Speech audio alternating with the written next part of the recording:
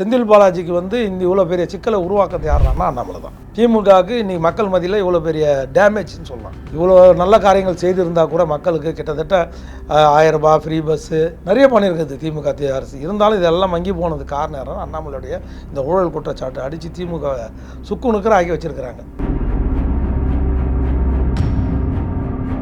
திமுகவுக்கு மக்கள் ஓட்டு போடக்கூடாதுன்னு நினச்சா கூட ஆல்டர்னேட்டிவ் எதிர் சைடில் யாரும் இல்லையே. அதே மாதிரி தாவாக்கால் என்ன பிரச்சனைனா குஷி ஆனந்த் தான் பிரச்சனைங்க. அவங்களுக்கு வந்து இப்போ தான் கற்றுக்குட்டி விசில் வச்சாங்க குஞ்சிங்கன்னு. நீங்கள் ஒரு ஆட்டோ ரிக்ஷாக்காரனையோ இல்லை ஒரு சாமானிய டீ கடைக்காரனையோ ஒரு மாவட்ட செயலர் ஆக்கி வச்சிங்க, நாளைக்கு எம்எல்ஏ கேண்டிடேட் ஆக்கிரமிக்க வச்சிங்களேன். திமுக அவனை ஈஸியாக பர்ச்சேஸ் பண்ணி போயிடும். அவனுடைய வீக்னஸை பார்த்து பர்ச்சேஸ் பண்ண முடியாத அளவுக்கு உங்கள் கேண்டிடேட் இருக்கணும்ல. நீ யாருமே வரக்கூடாது, வெளியிலேருந்து யாருமே வரக்கூடாதுன்னா உனக்கு அந்த அளவுக்கு பலம் இருக்கா? சின்னமாக இருந்தால் டெல்டாவும் தென் மண்டலமும் உங்கள் பக்கம் வரும். ஓபிஎஸ் அண்ணனுக்கும் அதே மாதிரி தென் மண்டலம் ஃபுல்லாக ஓபிஎஸ் அண்ணனுக்கு செல்வாக்கு இருக்குது. நீங்கள் திருமாவளவனையே மட்டும் தொங்கின்னு இருக்கிறார். அவர் திருமாவளவனால் ப்ளஸ் ஆகிற ஓட்டை விட மைனஸ் ஆகிற ஓட்டு அதிகம். ராமதாஸ் வந்து கலவரத்தை எஸ்சி கலவரத்தை உண்டு பண்ணுவார். பாம்புகம் கீரிக்கும் சண்டையை உண்டு பண்ணினே இருப்பார். அதனால தான் வன்னியர்கள் வந்து எழுச்சடிஞ்சு நம்மளுக்கு ஓட்டு போடுவாங்கன்னு அவர் நினைக்கிறார். அதனால எவ்வளோ வன்னியர் மக்கள் வந்து கேசு போராட்டம் அவங்க வாழ்க்கை வேலை வாய்ப்பு எல்லாம் பாதிக்குதுன்றது ஐயா ராமதாஸுக்கு தெரியல. அவர் கடலூர் சிறைக்கு போய் பார்க்க சொல்லுங்கள். இதனால் எவ்வளோ பேர் அடிச்சு செத்து அங்கே ஜெயிலில் காலகாலமாக உள்ளே கிடக்கிறான். அவங்களுக்கு ஐயா ராமதாஸ் என்ன பண்ணார்? ஒன்றும் பண்ணல. எடப்பாடியார் ஃபஸ்ட்டு நம்ம முதலமைச்சர் ஆயிடணும். அதுக்கப்புறம் இவன் மாவட்ட செயலர்லாம் கல்யாணம் நம்ம முதல்ல இவனு மாவட்ட செயலர்களை மாற்றாமல் நீ எப்படி முதலமைச்சர் ஆவேன்றது கூட தெரியல. அந்த ஃபார்முலாவே அவருக்கு புரியல. இந்த மாவட்ட செயலாளர் முதலமைச்சராக இல்லை, எதிர்கட்சி தலைவராக கூட நீங்கள் மீண்டும் வர முடியாது.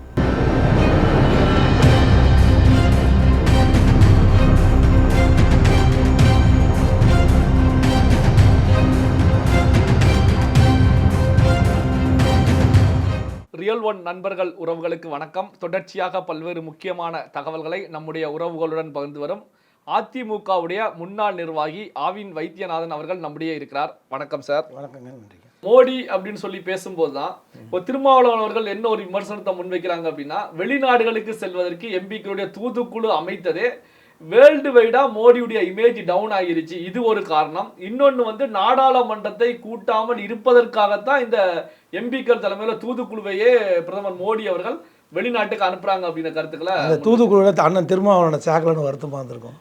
அக்கா கனிமொழியை சேர்த்தாங்க, நம்மளை சேர்க்கலையோ. உங்களை சேர்த்தா காஷ்மீரை கொடுத்துட்டு வந்துடுவார். அந்த தூத்துக்குழுவில் அண்ணன் திருமாவளவனை சேர்த்து பாருங்கள், இந்த காஷ்மீரால் இவ்வளோ பிரச்சனை வருது, இது நீங்கள் எடுத்துக்கப்பான்னு சொல்லிட்டு வந்துடுவார். அங்கே போய் அண்ணன் திருமாவளவனை வேணால் பாகிஸ்தானுக்கு ஒன்றா அனுப்பலாம். ஏன்னா எப்போவுமே அந்த நாட்டுக்கோசம் பரிந்து பேசக்கூடிய ஒரு தலைவர். அதனால் 7 பேர் வந்து 8வது பேராக சேர்த்து பாகிஸ்தானுக்கும் ஆப்கானிஸ்தானுக்கும் அண்ணன் திருமாவளவனை அனுப்பிச்சி வச்சா போரே நடக்காது, கலவரமே நடக்காது. பகல்காம் தாக்குதல் மாதிரி மீண்டும் எந்த தாக்குதல் வராமல் பார்த்து போகிறார் அண்ணன் திருமாவளவன். அதனால் அண்ணன் மோடிஜிக்கும் அமித்ஷாஜிக்கும் என்னுடைய பணிவான வேண்டுகோள், அந்த குழுவில் அண்ணன் திருமாவளவனை சேர்த்துக்கணும். அதுவும் இலங்கைக்கும் பாகிஸ்தானுக்கு மட்டும் இல்லை, இலங்கைக்கும் சைனாக்கும் அண்ணன் திருமாவளவனை அனுப்பணும். அமைச்சர் மனோ தங்கராஜ் அவர்களை பொறுத்த வரைக்கும் ஒரு கருத்துக்களை முன் வச்சிருக்காங்க. தமிழக பாஜகவுடைய தலைவராக நயினார் நாகேந்திரன் அவர்கள் வந்த பிறகு மத பிரிவினை, சாதி பிரிவினை போன்ற விஷயங்கள் நயினார் நாகேந்திரனுடைய மனதில் வந்து விட்டது அப்படின்னு சொல்லி ஒரு விமர்சனத்தை முன் வச்சிருக்காங்க. அண்ணன் மனோ தங்கராஜ் அண்ணன் வந்து தென் மண்டலத்துக்கு திருநெல்வேலிக்கும் கன்னியாகுமரிக்கும் ரெப்ரசன்டேட்டிவ் இல்லை. அங்கே சபாநாயகர் திருநெல்வேலியில் இருக்கார். அவரும் ஒரு கட்சி சம்மந்தமாக ஒரு பெரிய இதில் கலந்துக்க முடியாது இல்லையா. அதனால் இப்போ வந்து அக்கா கனிமொழியுடைய சிபாரிசில் அவர் வந்திருக்காரு. யார்? மனோ தங்கராஜ். ஆமாம், அக்கா கனிமொழியை வந்து திருப்திப்படுத்துறதுக்கோசம் நயினார் நாகேந்திரன் இருந்தால் கட்சி வந்து பிஜேபி வளராது, நம்ம அண்ணாமலையை கொண்டு வரணும். திமுக திரும்ப அண்ணாமலை வேண்டுதான் நம்மன்னு தெரியல. ஏன்னா அண்ணாமலை இருந்த வரைக்கும் எடப்பாடி கிட்ட மேலே வர முடியாமல் பார்த்துட்டாரு. இப்போ நயினார் இருந்தாருன்னா இவங்களுக்குள்ள ஒரு சுமூகமான உறவு இருக்குது. அதனால் வந்து அதை பிரித்தாளும் சூழ்ச்சியை அண்ணன் மனோ தங்கராஜ் முயற்சி பண்ணி பார்க்குறாரு. அது நடக்காது. அண்ணாமலை வந்து மிகப்பெரிய தலைவர், அதில் மிகப்பெரிய திமுக அண்ணா திமுக சவால் விடக்கூடியவர். அண்ணன் நயினார் அன்றைக்கே சொல்லிட்டார் அதை. நான் அவர் வந்து புயல், நான் வந்து தென்றல்ன்ட்டார். யார்? அண்ணாமலை வந்து அவர் மாதிரி யாராலையும் இன்னொரு அண்ணாமலையே நம்ம வந்து பிஜேபிக்கு எதிர்பார்க்க முடியாது. அவர் எதையும் எதிர்பார்த்து பிஜேபியில் இல்லை, எதையும் எதிர்பார்த்து பிஜேபியில் வந்து சேரலை. அவர் ஐபிஎஸ் ஆஃபீஸர் போஸ்டிங் ஒரு ஐஜி கேடரில் இருக்கிறவர் வந்து இங்கே ரிசைன்மெண்ட் வர்றாருன்னா எதிர்பார்ப்பு இல்லாமல் தான் வந்தார். அவர் கொடுத்த அசைன்மெண்ட்டு இந்த தமிழ்நாட்டில் இந்த கட்சியை பிஜேபியை வளர்க்கணும்னு கொடுத்த அசைன்மெண்ட்டு 100க்கு 100% கரெக்டாக பண்ணார். பிஜேபி தலைவர்லேயே கொஞ்சம் கூட காம்ப்ரமைஸ் பண்ணாமல் கரெக்டாக பண்ணார். அதில் ஒரு சில இடத்துல காம்ப்ரமைஸ் என்னன்னா, செந்தில் பாலாஜி அடித்த வேகத்தை வந்து கரூர் பக்கத்தில் இருக்கிற நேருக்கிட்ட காட்டல. 4500 கோடி ஸ்மார்ட் சிட்டியில் இந்த குடிநீர் வடிகால் வாரியது காவா போடுறேன்னு சொல்லி எடுத்தாங்க. அதை பற்றி பேச மாட்டார் அண்ணாமலை. அதே மாதிரி பக்கத்தில் இருக்கிற ஏவா வேலு கொள்ளாச்சின்னுங்கிறான் அந்த திருவண்ணாமலை மந்திரி பிடபிள்யூடியில். அதை பற்றி பேச மாட்டார். அவரோட டார்கெட் வந்து மிசைல் வந்து ஒருத்தர் மேலேயே மட்டும் இருக்குது. அப்படி இருக்கக்கூடாது. திமுகனா அது துரைமுருகனாக இருந்தாலும் சரி, நேருவாக இருந்தாலும் சரி, KKSS ராமச்சந்திரனாக இருந்தாலும் சரி, அந்த சேகர் பாபுவாக இருந்தாலும் சரி, சேகர் பாபு மேட்டரில் மட்டும் அண்ணாமலை வந்து பேசுகிறாரு தவிர அவர் மேட்டரில் கொஞ்சம் சாஃப்ட் கார்னர் இருக்குது. ஏன் இருக்குது? எல்லாரும் தப்பு பண்ணுறாங்க. தப்பு பண்ணுறவங்களும் எல்லாரும் யூனிஃபார்மிட்டியாக அண்ணாமலை வந்து நடவடிக்கை எடுக்கிறதில்ல. செந்தில் பாலாஜியை டார்கெட் பண்ணுற அளவுக்கு மற்றவங்களை வந்து அவர் யூனிஃபார்மாக டார்கெட் பண்ணலன்ற ஒரு அவர் மேலே ஒரு குற்றச்சாட்டு இருக்குதுன்றது மறுக்க முடியாது. ஆனால் செந்தில் பாலாஜிக்கு வந்து இந்த இவ்வளோ பெரிய சிக்கலை உருவாக்குறது யாருன்னா அண்ணாமலை தான். திமுகவுக்கு இன்றைக்கி மக்கள் மத்தியில் இவ்வளோ பெரிய டேமேஜ்னு சொல்லலாம். இவ்வளோ நல்ல காரியங்கள் செய்திருந்தால் கூட மக்களுக்கு கிட்டத்தட்ட 1000 ரூபாய் ஃப்ரீ பஸ்ஸு நிறைய பண்ணியிருக்குது திமுக அரசு. இருந்தாலும் இதெல்லாம் மங்கி போனது காரணம் யாரும் அண்ணாமலையுடைய இந்த ஊழல் குற்றச்சாட்டு அடித்து திமுக சுக்குனுக்கிற ஆக்கி வச்சுருக்கிறாங்க. ஆனால் திரும்ப அதிமுக ஜெயிக்குமான்னு கேட்டால் அதுக்கு பதில் இல்லை எங்ககிட்ட. ஏன்னா அதிமுக வந்து இன்னும் வெற்றி பெறதுக்கான வியூகத்தை இது வரைக்கும் இந்த நாள் வரைக்கும் அமைக்கலை. திமுக இந்த முறை முன்கூட்டியே எலெக்ஷனை ரிசைன் பண்ணி எலெக்ஷனை கொண்டு வரப்போகுது. அதுக்கு அதிமுக தயார் நிலையில் இல்லை. அதனால தான் அமித்ஷாஜி எல்லாரும் நினைக்கிறாங்க இது வந்து அமித்ஷாஜி ஸ்பெல் பண்ணிட்டார். அதனால தான் சீக்கிரம் வந்து அதிமுகவோட கூட்டணி அமைச்சிட்டு போனார் ஐடிசியில். அவருக்கு புரியாது அதிமுக எங்கே வராங்கன்னு. ரிசைன் பண்ணால் எலெக்ஷன் நடத்தக்கூடிய அவங்க தானே. இந்த வாட்டி 2025 தேர்தல் நடக்க தான் போகுது. அதுக்கு திமுக ப்ரிப்பேராக இருக்குது. திமுக கூட்டணி ப்ரிப்பேராக இருக்குது. அனைத்து இந்திய அண்ணா திராவிட முன்னேற்ற கழக கூட்டணி என்டிஏ கூட்டணி ப்ரிப்பேராக இல்லை. அமித்ஷாஜி நிறைய ப்ரிப்பேராக இருந்தால் கூட நம்ம எடப்பாடி அவர்கள் வந்து அதுக்கான எந்த முன்னெடுப்பு எடப்பாடியின் ஒரு முக்கியமான ஒரு ட்ராபேக் என்னென்னா இந்த இருக்கிற அம்மா வந்து எப்படியுமே 75% மாவட்ட செயலரை மாற்றுவாங்க. 75% பழைய கேண்டிடேட்டை மாற்றி புது முகத்தை கொண்டு வருவாங்க. இதுக்கு கேண்டிடேட்டாக 25 தான் முக்கியமானவங்க இருப்பாங்க. அப்பழுக்கு இல்லாமல் ஓரளவுக்கு நல்ல பேர் மக்களோட. ஆனால் இங்கே எடப்பாடி அப்படி நினைக்கல. எடப்பாடி என்ன நினைக்கிறாருன்றனா எடப்பாடியார் ஃபஸ்ட்டு நம்ம முதலமைச்சர் ஆயிடணும். அதுக்கப்புறம் இவன் மாவட்ட செயலர்லாம் கலையாடலாம். நம்ம முதல்ல இவனு மாவட்ட செயலர்களை மாற்றாமல் நீ எப்படி முதலமைச்சர் ஆகுன்றது கூட தெரியல. அந்த ஃபார்முலாவே அவருக்கு புரியல. இந்த மாவட்ட செயலர் முதலமைச்சராக இல்லை எதிர்கட்சி தலைவராக கூட நீங்கள் மீண்டும் வர முடியாது. முதலமைச்சர் விட்டுருங்க. மீண்டும் கட்சி வந்து 2வது இடத்துக்கு வருமா? வராது. தாவாக வரும் 2வது இடத்துக்கு. எல்லா பத்திரிகை மீடியாவும் எல்லாம் சொல்கிறான். 13 இடத்துல ஏற்கனவே பிஜேபி நம்ம தனியாக நின்று அந்த பிஜேபி 13 இடத்துல 2வது இடத்துக்கு வந்திருக்கு. பாராளுமன்ற 13 இடம்னா பாராளுமன்ற தொகுதி ஆல்மோஸ்ட் 40 தொகுதியில் கிட்டத்தட்ட 70-78 தொகுதிக்கு மேலே அவங்க 3வது இடம் வந்திருக்காங்க. இது 2வது இடம் வந்திருக்கு பிஜேபி. அதிமுக 3வது இடம் போயிடுது. 7 அதாவது ஒரு தொகுதிக்கு 6 சட்டமன்ற உறுப்பினர். 7 தொகுதியில் அதிமுக டெபாசிட்டை பறி கொடுத்துருக்கு. பாராளுமன்றத்தில் 7 தொகுதியில் 42 தொகுதியில் டெபாசிட்டே போயிருக்கு. எப்படி நீங்கள் சரி பண்ணுவீங்க? திமுகவுக்கு மக்கள் ஓட்டு போடக்கூடாதுன்னு நினச்சா கூட ஆல்டர்னேட்டிவ் எதிர் சைடில் யாரும் இல்லையே. அதே மாதிரி தாவாக்கால் என்ன பிரச்சனைனா அவர் தான் பிரச்சனை. யார் புஷி ஆனந்த் தான் பிரச்சனைங்க. அவர் வரவங்களாம் வாங்க அவங்க தகுதிக்கும் திறமைக்கு ஏற்ற மாதிரி நம்ம கொடுப்போம் அப்படின்னு சொல்லியிருந்தாங்கன்னா இந்நேரம் அதிமுகலேருந்து பெருமாதிரியான சீனியர் தலைவர்களே போயிருப்பாங்க. முன்னாள் மந்திரிகளே போயிருப்பாங்க. அவர் என்ன சொல்ல ரசிகர் மன்றத்துக்கு தான் நான் முன்னுரிமை கொடுப்பேன். புரட்சி தலைவர் கூட அப்படி சொல்ல, புரட்சி தலைவர் அம்மா கூட அப்படி சொல்ல. ஆனால் புஷி ஆனந்த் அந்த வார்த்தையை விட்டதுனால எல்லாம் ரெடியாக இருந்தவங்க பேக்கப் அப்படியே பேக்கில் நின்ட்டாங்க. புரியுதுங்களா? அவங்களுக்கு வந்து இப்போ தான் கற்றுக்குட்டி விசிலச்சான் குஞ்சிங்கன்னு வாங்க அப்போல்லாம் அது மாதிரி கற்றுக்குட்டி தாவேக்காரங்க. அவங்களுக்கு ஒரு வழி நடத்துறதுக்கு எலெக்ஷன் பண்ணுறதுக்கு நாளைக்கு ஒரு எக்ஸாம்பிள் சொல்கிறேன். இன்றைக்கி திமுகவில் நீங்கள் ஒரு ஆட்டோ ரிக்ஷாக்காரனையோ இல்லை ஒரு சாமானிய டீ கடைக்காரனையோ ஒரு மாவட்ட செயலர் ஆக்கி வரீங்க. நாளைக்கு எம்எல்ஏ கேண்டிடேட் ஆக்குறீங்கன்னு வச்சுங்களேன். திமுக அவனை ஈஸியாக பர்ச்சேஸ் பண்ணி போயிடும். அவனுடைய வீக்னஸை பார்த்து பர்ச்சேஸ் பண்ணக்கூடிய முடியாத அளவுக்கு உங்கள் கேண்டிடேட் இருக்கணும்ல. கொடுக்கலாம். ஒரு 50% வெளியிலேருந்து வரவங்களுக்கு ஒரு 50% ரசிகர் மன்றம் அப்படி கொடுங்க. நீ யாருமே வரக்கூடாது, வெளியிலேருந்து யாருமே வரக்கூடாதுன்னா உனக்கு அந்தளவுக்கு பலம் இருக்கா? அதிகபட்சம் நீ சீமானோட 2%, அவர் 8 வாங்கினானா நீங்கள் 10 வாங்குவீங்க, அவர் 6 வாங்கினானா நீங்கள் 8 வாங்குவீங்க. உங்கள் நிலமை அதுதான். ஒரு தொகுதியிலையும் ஜெயிக்க முடியாது.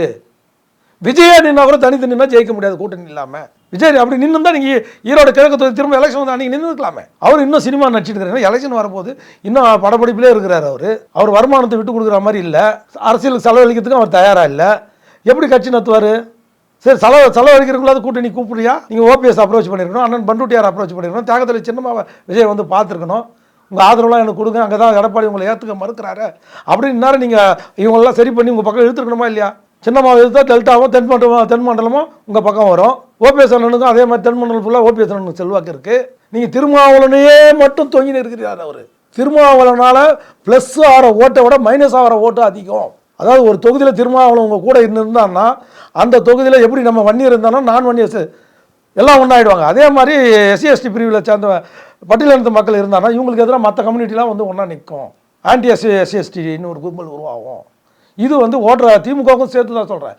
அவங்களால ப்ளஸ்ஸை விட மைனஸ் தான் அதிகம். இந்த 2 ஜாதி சங்க தலைவர்களால் ப்ளஸ்ஸை விட மைனஸ் தான் அதிகம். ஆன்டி பிஎம்கேன்னு ஒரு குரூப் ஒன்றா ஆகுது. அதனால தான் சிவி சண்முகம் தோத்தார். அந்த 10.5% கொண்டு வந்துக்கூட அவர் ஏன் தோத்தார் விழுப்புரத்தில்? விழுப்புரத்தில் வர ஒரு பெரிய வன்னியர் இருக்கிற ஏரியா. அதே மாதிரி சௌமியா அன்புமணி ஏன் தோத்தாங்க? தருமபுரியோட ஒரு வன்னியர் இருக்கிற இடம் இருக்கா? ஏன்னா அரூரில் எஸ்சி எஸ்டி காலம் வரலாம். மற்ற எஸ்சி எஸ்டி மட்டும் இல்லை, மற்ற நான் வன்னியர்ஸ் ஓட்டு ஃபுல்லாக ஒன்றா சேர்ந்துடுறான். இந்த ஃபார்முலாவே புரிஞ்சிக்காமையே இவங்க பேசுகிறாங்க 2 பேருமே. திருமாவளவனும் சரி, ஐயா பாமக தலைவர் டாக்டர் ராமதாஸும் சரி. அதெல்லாம் இவ்வளோ ஒரே ஒரு விஷயம் அதில் அன்புமணி எல்லாரும் பாராட்டுறதுன்னா கன்சிஸ்டண்ட்டாக அவர் ஒரு பக்கமாக நிற்கிறார். ஐயா ராமதாஸ் மாதிரி இப்போ குரங்கு மாதிரி இந்த 5 வருஷத்துக்கு இங்கே 5 வருஷத்துக்கு திரும்ப அட்ராராமன் பல்ட்டி அடிக்கிறது இல்லை யார்? அன்புமணி. அதனால தான் அதே மாதிரி கலவரத்தை தூண்டுறதில்லை அன்புமணி. படித்தவர் டாக்டர் இருந்தால் கூட கலவரத்தை ராமதாஸ் வந்து கலவரத்தை எஸ்சி எஸ்டிக்கு கலவரத்தை உண்டு பண்ணுவார். பாம்புக்கும் கீரிக்கும் சண்டையை உண்டு பண்ணினே இருப்பார். அதனால தான் வன்னியர்கள் வந்து எழுச்சடிஞ்சு நம்மளுக்கு ஓட்டு போடுவாங்கன்னு அவர் நினைக்கிறார். அதனால் எவ்வளோ வன்னியர் மக்கள் வந்து கேஸு போராட்டம் அவங்க வாழ்க்கை வேலை வாய்ப்பு எல்லாம் பாதிக்குதுன்றது ஐயா ராமதாஸுக்கு தெரியல. அவர் கடலூர் சிறைக்கு போய் பார்க்க சொல்லுங்கள். இதனால் எவ்வளோ பேர் அடிச்சு சேர்த்து அங்கே ஜெயிலில் காலகாலமாக உள்ளே கிடக்கிறான். அவங்களுக்கு ஐயா ராமதாஸ் என்ன பண்ணார்? ஒன்றும் பண்ணல. 21 குடும்பத்துக்கு ஐயா ராமதாஸ் எத்தனை பேர் எம்எல்ஏ ஆக்கினார்? குண்டடிப்பட்டு சத்தான இந்த 21 குடும்பத்தில். அன்றைக்கும் அதுதான் சொல்கிறேன். ஐயா ராமதாஸுக்கு ஃபெயிலியர் என்னன்னா அவரோட முட்டல் மோதல் பழக்கு, அது தொடர்ந்து திருமாவளவன் குரூப்போட சண்டை போகிறது, அது வந்து ஃபெயிலியர். இதை வந்து அன்புமணி முன்னெடுக்க மாட்டார். ஜாதி அரசியல் வேண்டாம், எனக்கு ஜாதிக்கு அப்பால்பட்டு என்னை பாருங்கன்னு அன்புமணி சொல்கிறார். ராமதாஸ் ஜாதிக்குள்ளேயே கலவரத்தை உண்டு பண்ணி அதில் வெற்றி பெறணும்னு ஐயா ராமதாஸ் நினைக்கிறாரு. இது அன்புமணிக்கு இந்த ஃபார்முலா பிடிக்கல. இதுதான் பிரச்சனை, வேறு எதுவும் பிரச்சனை இல்லை. அதே மாதிரி பார்கெனிங் பவரை இன்க்ரீஸ் பண்ணுவார் ராமதாஸ். இப்போ வரைக்கும் நான் எங்கன்னு சொல்ல மாட்டேன், கடைசி நிமிஷத்தில் சீட்டு குளிக்க போடுறேன் அதை குளிக்க போகிறேன்னு சொல்லி இது யார் நிறைய கொடுக்குறாங்களோ அந்த பக்கம் முடிவு எடுக்கிறாங்க. இது வந்து தொண்டர்கள் யாருமே ராமதாஸை புறக்கணிக்குது. அதான் காரணம். இன்றைக்கி ராமதாஸ் ஐயா 3 மீட்டிங் நடத்திட்டார். அன்புமணியை புறக்கணிக்கிறாருன்னா இதுதான் காரணம். குடும்ப அரசியல் முன்னெடுக்கிறாரு, வாரிசு அரசியல் முன்னெடுக்கிறாரு. யார் மேலே அதாவது பாட்டாளி மக்கள் கட்சின்னு சொல்கிறாரு. பாட்டாளி நான் தான் முடிவு பண்ணேன், பாட்டாளியின் கருத்தை கேட்க மாட்டேன்றாரு. வன்னியர் சங்க தலைவருன்றாரு. வன்னியர்கள் என்ன நினைக்கிறாங்களோ அந்த கருத்தை இவர் வந்து உள்வாங்கிறதே இல்லை. உள்வாங்கலாம் போட பொட்டி வாங்காமையாவது எரியான்றான் எல்லாரும். ராமதாஸ் என்ன சொல்ல, நீ உள்வாங்கலாம் கூட பொட்டிக்கோசம் ஒரு கூட்டணி வைக்காத, உன் குட்டி பேரெல்லாம் இது வந்து அரசியல் புகுத்தாத. இந்த கட்சி வர குண்டடி போட்டு செத்த தியாகிங்களாம் நிறைய பேர் இருக்கிறான். அந்த குடும்பத்தில் ஒருத்தர் வந்து சட்டமன்ற உறுப்பினர் ஆக்கு, ஒரு எம்பி ஆக்கு அந்த குடும்பத்தில் அதை கேட்க மாட்டேன். உன் புள்ள மருமக உன் இப்போ பேரன் எப்படி அந்த கட்சி வேறுபாடு உருப்பிடும்? அந்த கட்சி எவன் ஓட்டு போடுவான்?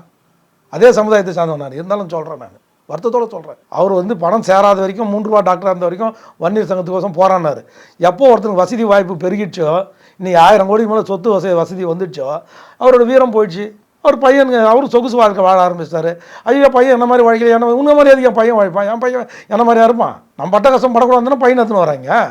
பிரபு வந்து ஏதோ கேட்கும்போது சொன்னாராம், எப்போ உங்கள் அப்பா வந்து உங்கள் அப்பா பணக்காரம்பா, நடிகர் பிரபு கேட்கும்போது, எங்கள் அப்பா ஏழைப்பா நான் சிவாஜி கணேசன். அது மாதிரி ஐயா ராமதாஸ் வந்து அவரோட பாட்சா, அவரோட ஸ்டைலு, அவரோட ஃபங்க்ஷன்லாம் முடிஞ்சு போச்சு. 20 வருஷம் தான் ஒரு அரசியல் தலைவருக்கு பவர் எப்படி இருக்குன்னா ஒரு 20 வருஷம் தான் இருக்கும். அந்த 20 வருஷம் முடிஞ்சிச்சு, அவரோட பவர் குறைஞ்சி போச்சு. இனிமேல் வயசாச்சு ஓரங்கமாக இருந்து 4 பேருக்கு அட்வைஸ் பண்ணிவிட்டு அப்படியே இருக்கிற காலத்தை கடந்து போகிறத விட்டு இன்னும் அதுதான் நேற்று திருமாவளவன் சொன்னார், பானம் இல்லாமல் அக்னி இல்லைன்னார். நேற்று அவரோட பேட்டியில் பார்த்தீங்களா, நான் இல்லாமல் பாமக இல்லை, என் காலில் வந்து விழுந்தீங்களா இல்லையாடான்றதை அதை வந்து நிரூபிக்க விதமாக தான் அதை சொன்னார். வச்சார் சரியான ஆப்பு திருமாவளவன் வந்து ராமதாஸ். நீங்கள் தான் என்ன தேடி வரீங்க, பானம் இல்லாமல் அக்னி இல்லைன்றதுக்கு உள்வர்த்தம் அதுதான் ராமதாஸுக்கு சரியான ஆப்பு நேற்று திருமாவளவன் கொடுத்தார். அதனால் பாமக வந்து தன்னுடைய டைம் டு டைம் நம்மளுடைய நிலைப்பாட்டை மாற்றிக்கிட்டே இருக்கிறாங்க. அப்படி இருக்காமல் அன்புமணி பேச்சு இந்த முறை ஒரு முறை கேட்டிங்கன்னா, தேசிய என்டிஏவோட கூட்டணி தொடர்ந்தால் அன்புமணிக்கும் இல்லை தமிழ்நாடு மக்களுக்கும் அனைத்து இந்திய அண்ணா திராவிட திமுக ஒரே வழியில் தான். திமுக மீண்டும் தீயசக்தி திமுக தமிழ்நாட்டில் ஆட்சிக்கு வரக்கூடாது. அதுக்கு எவ்வித தியாகத்தையும் செய்ய பாமகவாக இருக்கட்டும், அன்புமணியாக இருக்கட்டும், அவர் அப்பா ராமதாஸாக இருக்கட்டும், அண்ணன் எடப்பாடியாக இருக்கட்டும், எல்லாரும் அந்த ஒற்றை குறிக்கோள் தான். திமுக எப்படி ஒவ்வொரு முறையும் சொல்லி நம்ம வரமோ இல்லையோ ஆனால் மோடி வரக்கூடாதுன்றதை 2024 ஒரு வாசகமாக வச்சாங்களோ அதே வாசகத்தை சொல்லி தாவாக்காவாக இருக்கட்டும், சீமானனுக்கும் இந்த தருணத்தில் நான் ஒரு சிறிய வேண்டுகோள் வைக்கிறேன். எல்லா உங்கள் கொள்கையை மூட்டை கட்டி வச்சுட்டு இந்த முறை மீண்டும் திமுக தமிழ்நாட்டில் வந்தால் தமிழ்நாடு தாங்காது. அந்த ஒற்றை குறிக்கோளோட அனைத்து இந்திய அண்ணா திராவிட முன்னேற்ற கழகமும் பிஜேபி என்டிஏ கூட்டணியில் நீங்கள் கூட்டணி வைக்கணும். எப்படி திமுகவுக்கு அங்கே எப்படி மகாராஷ்டிராவில் இவங்க சிவசேனா கட்சி வந்து அவங்க வந்து ஒரு என்னது இந்துத்துவ கட்சி, ஆனால் மோடிக்கோசம் இவங்க எல்லாரும் ஒற்றை கூட்டணி ஒன்று சேர்ந்தாங்க. அதே மாதிரி இங்கே நம்மளது எல்லாம் தாவேக விஜயா இருக்கட்டும், அண்ணன் ஓபிஎஸ்ஸாக இருக்கட்டும், அதே மாதிரி சீமான் அண்ணனாரோட எல்லாரும் இந்த முறை விட்டு கொடுத்து ஒரே நேர்கோட்டில் பயணிக்கணும். ஒற்றை வரியில் திமுகவை எதிர்ப்பவர்கள் எங்கள் எதிரி, யாராக இருந்தாலும் திமுகவை எதுக்கணும், அவர்களுடன் நாங்கள் கூட்டணி. அந்த ஒரே குறிக்கோள் தான், திமுகவை எதிர்த்து வீழ்த்தணும் அந்த முறை. அதுக்கு நம்ம எல்லாரும் ஒன்றுபடணும், ஒன்றுபட்டு வென்று காட்டுவோம்னு சொல்லி தியாகத்தெளிவு சின்னமாக சொல்கிற அந்த வார்த்தை தான். ஒற்றுமையுடன் செயல்பட்டால் திமுகவை வீழ்த்துவது பெரிய காரியம். ஆனால் இந்த வாட்டி திமுக ஒரு ஓட்டுக்கு 1000 ரூபாயிலேருந்து 2000 ரூபாய் வரைக்கும் கொடுக்கறதுக்கு தயார்படுத்திட்டு இருக்கிறாங்க. அங்கங்கே பார்ட்டி ஃபண்டை பார்க் பண்ணிட்டாங்க. அவங்க எலெக்ஷனுக்கு தயாராகிட்டாங்க. அதனால தான் மண்டல பொறுப்பு அறிவிச்சிட்டாங்க. இன்னும் நம்ம ஏபிசிடி கூட எழுதல. இருக்கிற மாவட்ட அனைத்து இந்திய அண்ணா திராவிட மாவட்ட வேலையே செய்யாத மாவட்ட செயலாளரை இன்றைக்கி வரைக்கும் நீக்கிறதுக்கு அண்ணன் எடப்பாடி தயங்குறாரு. நம்ம முதலமைச்சர் ஆகிட்டு நீக்கலான்னா முதலமைச்சர் ஆகவே முடியாது. இந்த மாவட்ட செயலாளரை வச்சுட்டு நான் எழுதி கையெழுத்து போட்டு தரேன், எந்த பத்திரத்தில் வேணும் ஆனால் சேலஞ்ச் பண்ண சொல்லுங்கள் அண்ணன் எடப்பாடியாரை. இருக்கிற மாவட்ட செயலாளர் 75% பேரை நீங்கள் அடியோடு வேரோடு பிடுங்கி வீசலைன்னா எதிர்கட்சி தலைவராக கூட நீங்கள் வர முடியாது. இந்த முறை காணாமல் போயிடுங்க அரசியல்லேருந்து. இப்போ கூட காலம் கெட்டு போல உடனடியாக செயல்படாத மாவட்டத்தில் அத்தனை பேரையும் வேண்டியவர் வேண்டாதவர்கள் அத்தனை பேரையும் பார்க்காமல், தயவுதாட்சியை பார்க்காமல் அவர்களை அப்புறப்படுத்துங்கள். மாவட்ட செயலாளர் வந்து டிஸ்ட்ரிக்ட் கலெக்டர் மாதிரி திமுகவிலே ரெடி ஆகிட்டாங்க. அது மாதிரி அப்புறப்படுத்துறதுக்கு சீனியர் மந்திரி பல்லெல்லாம் பிடிங்கிட்டாங்க. ஆனால் துரைமுருகன் மாதிரி வேலை செய்யாத ஆளுங்க பல்லெல்லாம். நீங்கள் ஏன் தயங்குறீங்க? அப்படி ஒரு ஆளுமை அம்மா கிட்ட இருந்ததில் ஒரு 10% உங்கள் கையில் இல்லைன்னா நீங்கள் எந்த காலத்திலையும் வெற்றி பெற முடியாது. ஆனால் எடப்பாடிக்கு வேண்டுகோளை வைத்து இந்த மாவட்ட செயலர்களை, செயல்படாத மாவட்ட செயலர்கள், ஒரு பாகத்துக்கு ஒத்த ஓட்டு 2 ஓட்டு வாங்கின மாவட்ட செயலர்களை இமீடியட்டாக சென்னையில் 5 மாவட்ட செயலர்களை அப்புறப்படுத்துங்கள். அதே மாதிரி மற்ற இடத்துல தலைநகரை சரி பண்ணுங்கள், சீர் பண்ணுங்கள். தலைநகர்லேருந்து உங்கள் சீர்திருத்தத்தில் ஆரம்பிங்க. நாளையிலேருந்து அண்ணன் எடப்பாடி ஆரம்பித்தா தான் 2025 டிசம்பருக்குள்ளே எலெக்ஷன் வரப்போகுது. கண்டிப்பாக இந்த முறை 2026 எலெக்ஷன் நடக்காது. பல்வேறு முக்கியமான தகவல்களை, செய்திகளை நம்முடைய உறவுகளுடன் பகிர்ந்து கொண்டதற்கு நன்றி சார். நன்றி, வணக்கம்.